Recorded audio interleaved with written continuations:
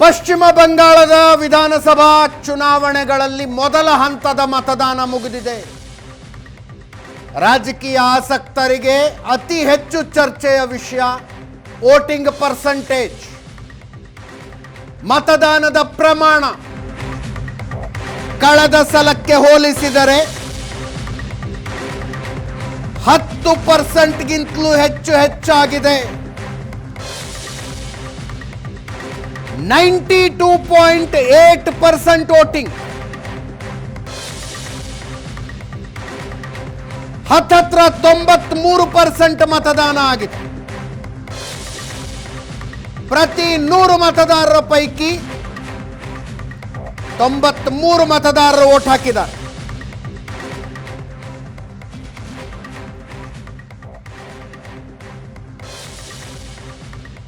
ಪಶ್ಚಿಮ ಬಂಗಾಳದ ಚುನಾವಣಾ ಇತಿಹಾಸದ ಟ್ರೆಂಡ್ ಅನ್ನು ನೋಡಿದ್ರೆ ವರ್ಷದಿಂದ ವರ್ಷಕ್ಕೆ ಮತದಾನದ ಪ್ರಮಾಣ ಜಾಸ್ತಿ ಆಗ್ತಾನೆ ಬಂದಿದೆ. 2001ರ ಚುನಾವಣೆ 75.29, 2006 81.97, 2011 84.33, 2011ಕ್ಕೆ ಹೋಲಿಸಿದರೆ 2016 ಕಡಿಮೆ ಆಯಿತು, 83.02 ಆಗಿತ್ತು. 2021ರಲ್ಲಿ ಇನ್ನೂ ಕಡಿಮೆಯಾಗಿ 82.3 ಆಗಿತ್ತು.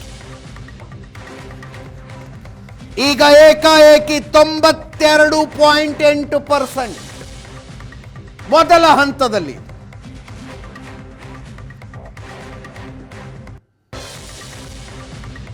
(82.3% ಕಳೆದ ಸಲ, ಈ ಸಲ 92.8%.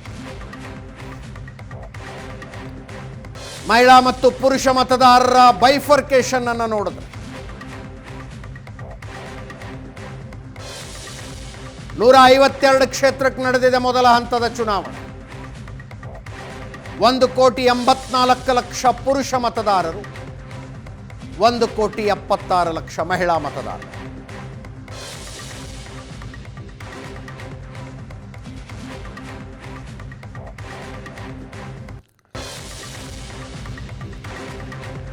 ನಿಜವಾಗಿಯೂ ಕಳೆದ ಸಲಕ್ಕಿಂತ 10% ಮತದಾನದ ಪ್ರಮಾಣ ಹೆಚ್ಚಾಯ್ತಾ? ಪೂರ್ತಿಯಾಗಿ 10% ಅನ್ನೋದಕ್ಕಾಗೋದಿಲ್ಲ. ಒಂದು ವಿಷಯ ಗಮನಿಸಬೇಕು, SIR ಆಗಿದೆ, ಸ್ಪೆಷಲ್ ಇಂಟೆನ್ಸಿವ್ ರಿವಿಷನ್ ಆಗಿದೆ.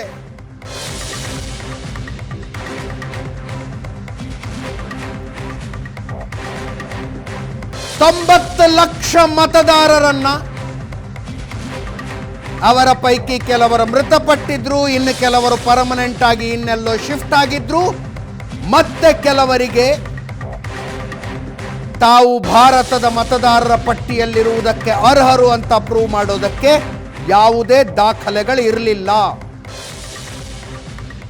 ಅಂಥ ಮತದಾರರನ್ನ 90 ಲಕ್ಷ ಮತದಾರರನ್ನ ಪಶ್ಚಿಮ ಬಂಗಾಳದಲ್ಲಿ ಚುನಾವಣಾ ಆಯೋಗ ಮತದಾರರ ಪಟ್ಟಿಯಿಂದ ಕೈಬಿಟ್ಟಿದೆ. ಮೊದಲ ಹಂತದ ಚುನಾವಣೆ ನಡೆದ 152 ಕ್ಷೇತ್ರಗಳಲ್ಲಿ 27 ಲಕ್ಷ ಮತದಾರರನ್ನ ಚುನಾವಣಾ ಆಯೋಗ ಕೈಬಿಟ್ಟಿದೆ.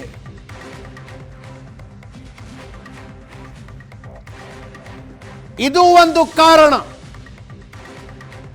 ಮತದಾನದ ಪರ್ಸೆಂಟೇಜ್ ಇಷ್ಟು ದೊಡ್ಡ ಮಟ್ಟದಲ್ಲಿ ಹೆಚ್ಚಾಗುವುದಕ್ಕೆ.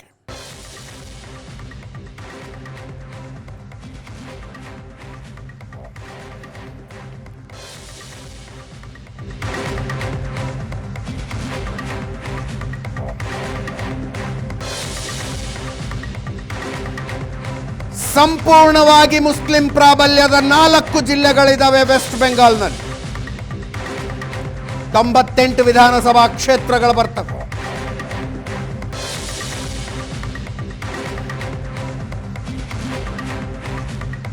ಕಳೆದ ಚುನಾವಣೆಯಲ್ಲಿ 98ರ ಪೈಕಿ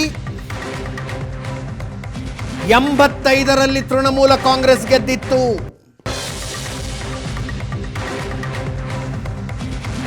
ಮುರ್ಷಿದಾಬಾದ್, ಮಾಲ್ಡಾ, ಉತ್ತರ 24 ಪರಗಣ, ದಕ್ಷಿಣ 24 ಪರಗಣ, 24 ಪರಗಣ ಅಂತ ಕರೀತಾರದು.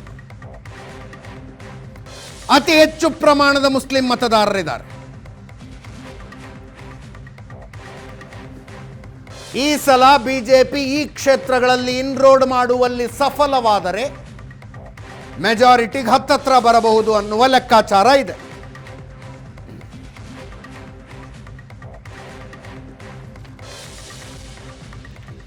ಮತದಾನದ ಪ್ರಮಾಣ ಹೆಚ್ಚಾಗಿರುವುದು ಆಂಟಿ ಇನ್ಕಂಬನ್ಸಿಯಿಂದಾಗಿ ನಮಗೆ ಗೆಲುವಿನ ಸಾಧ್ಯತೆ ಇದೆ ಅಂತ ಬಿಜೆಪಿ ನಾಯಕರುಗಳು ಮಾತಾಡ್ತಾ ಇದ್ದಾರೆ.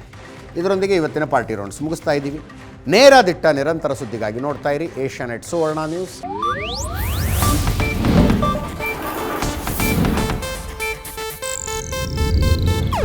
ಇದು ಏಷ್ಯಾನೆಟ್ ನ್ಯೂಸ್ ನೆಟ್ವರ್ಕ್ ಪ್ರಸ್ತುತಿ.